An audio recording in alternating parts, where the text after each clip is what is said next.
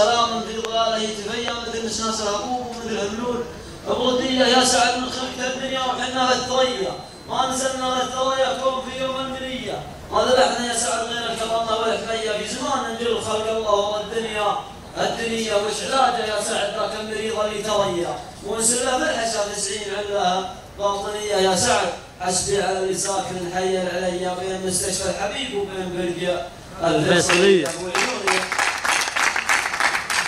سعد حسبي على اللي ساكن الحي علي بين مستشفى الحبيب وبين برقة الفيصلية ابو عيوني يا سعد يا عنك ما فيها بقية الله يا صاحبي سوت القضية جاذبية والله انا فارقة بالوصف عن كل البنية بالعفاف وبالحياة وفعولها الهلولية هرموش العكش هي اللي يدور لها الفية الملامح البناية حالية والملامح يوسفية صرت الطابع هاسي عند الصباح وبالعشية بس هاجس كذا من دون ذنب ولا خطية لين فجرت الهواجس من التفكير الحية واستعبت الواقعتين تقرب بالعبد الولية فجرت الهواجس مثل تفكير الحية واستعبت الواقعتين تقرب بالعبد الولية طلبت المعبود ودموع السحر والذكر هي الواضح والتجارة في الحياة العولمية اللهم اغفر لي الزله ما سوت يدي وانت اعلم يا الهي بالسرائر والخفية الدروب العوج ما فيها براح ولا سوية من يسر مثلها وراحت حياته سرمية والاختار وزبدة الموضوع كمان فضيلة يا صلاة الله وتسليمي على الهادي النبي. الصفة الثانية هي حقيقة بصيغة موت. أنا كنت وقت من المرات أمشي في الشارع والتفت وراء في ذاك المكان في طبعا شارع معروف يتمشون فيه الشباب إلا وذيك القصات الغريبة والأشكال الغريبة اللي قوانين ثمانية الرياض. أنا أقول المنظر اللي هالعيني في عصر يوم الخميس.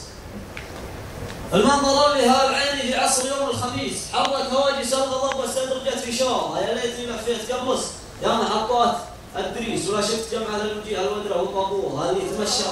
باللباس الشين والشعر البريس اللي يذكرنا بقوم مسابقات عصورها والعانة تدور على شرها وتقييد الجليس ما تغز شعورها ولا تحمي ظهورها هذه سبايب شلة المهند مع نور الميس الله يد الميسة والله يلعن نورها المهزلة حقت الميس هذه سبايب شلة المهند مع نور الميس الله يد الميسة والله يلعن نورها المهزلة حقت الميس اللي بدت مع الخسيس وقامت تصيح بصوتها ولا تفل شعورها الله حي عباد الله معاها ما حد نعوذ ابليس ولا دروا منهم مع ذلك كلوا خبورها والشايب اللي مع عجوزها عايش العيشه رئيس قال اللي فضلها لا يرد سعاين في نورها حتى الويع اللي قبل عامين في بطن السيس بلا اشتكي من علة الماين وجد دكتورها كنا نقول ان الخطر محصور في شط السويس ولا الحضاره في الزمان الشين تلعب دورها والعين نبت في نصير الحق والضلع المريس في سيدي نايف عما عند عدو جورها يرفع جدوى العلم